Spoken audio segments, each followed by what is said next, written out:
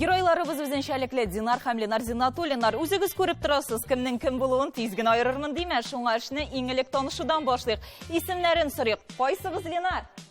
Мин. Инде икенчегез кем дип сорау кирәк тә түгел. Динар әлбәттә.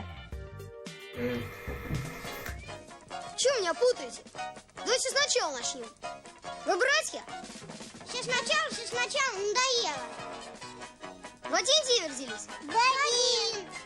Близнецы? Да. Ну, значит, двойняшки. Да нет, мы же сказали, не двойняшки. Ты чего пристал? Чего пристал? Тройняшки мы. Аларның да өченчеләре бар. Тигансы егетләрдән яшь ярымга зуррак Фаил исемле абыйлары. Гомумән игезәк бу тормыштан нык ярдәм итә Зиннатуллиннарга. Укыганда аеруча рәхәтләндек. Бер-беребез өчен имтихан биргән чакларда булгалады ди Ленар белән Динар. Әкрәштә Зиннатуллиннар 5 яшьтән сабантуйда җиңеләсе килмичә бер-беребез белән йылый көрәшә идек диялар. Башлангыч сыйныфтан соң милли спорт түре белән җитди шөгыльләнә башлыйлар. Түгәрәккә язылалар. Беренче тренерлары Марат Хәбриев, Нияз Хафизов. Шул чордан башлап алар Биектау җыелма командасы составында. Без инде мәктәпне бетергәннән соң Арча педагогикиятенә кердек кура.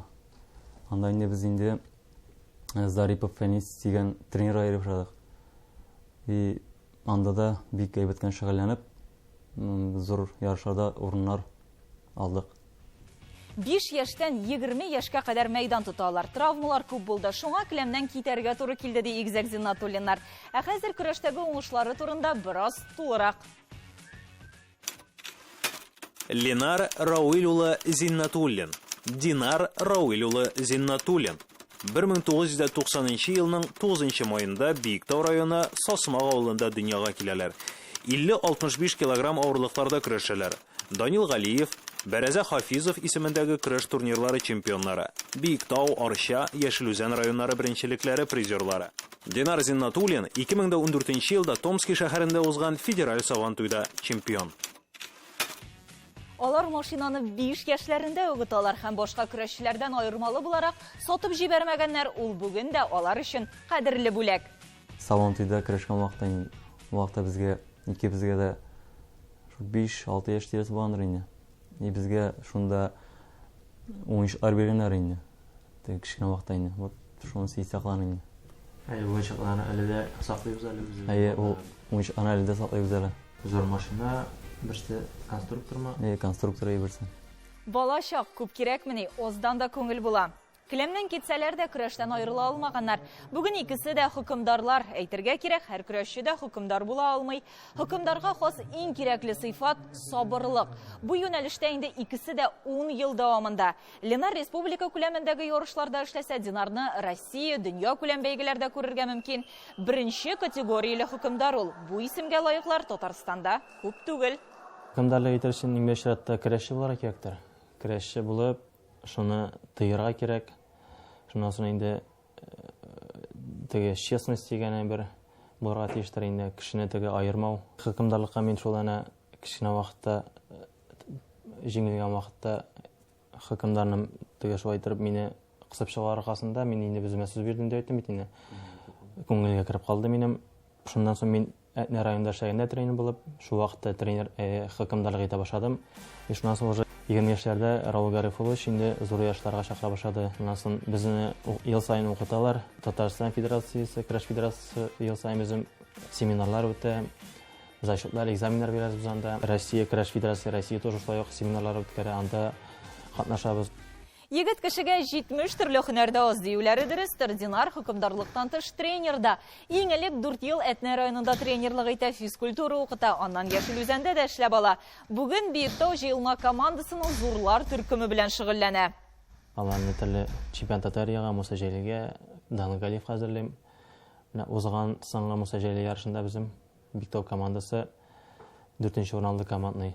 Инде әйтеп китәшем килә.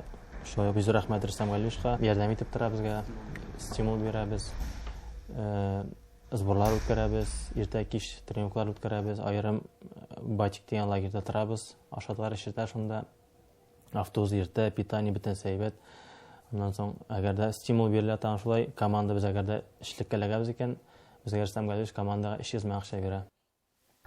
Игезәкләр айрылмый инде ул. Ленар да тренер. Атнаның 5 көнендә укучылары янында. Мин инде Арча педагогик киләтен бетергәннән соң 1 ел Арча районда эшләдем. Аннан соң кайттым үзебезнең районга. 2011 елда Емеширмә мәктәбендә тренерлык эшен алып бара башладым мин. Тренировкага балалар күп йөри. Зурлар да, кичкенәләр дә инде. 20-25 балалар йөри инде, малайлар. Әзрәк кызлар да килгәли әле тренировкага инде. Минем бу эшләү дәврендә республика буенча турнирларда бик күп призовой урыннар, чемпион калган егетләр дә булды инде. Шулай ук всероссийский турнирларда да аткамалар булды инде. Хәзерге яшьләрне, балаларны безнең шыр белән чагыштырып булмый, чөнки без күбрәк урамда уйнап үстек, эшләп үстек инде. Физик эшләр эшләп үстек инде. Хәзерге балалар беренче рәттә инде шул телефон, интернетта торалар инде. И шуның аркасында эшләп үсмәгәнгә күрә алар физик яктан нык түгел алар. Шуның белән алар белән күбрәк эшләр кирәк инде. Һәм көрәштән кала икесе дә Биектау районында бер авылда эшлиләр. Мүлмәдә Ленар 5 саланы берләштерүче Мүлмә авыл җирлеге советында Динар 2017 елдан клуб мөдире. Әле икесе дә сәнгатькә якын кешеләр, җырлыйлар да.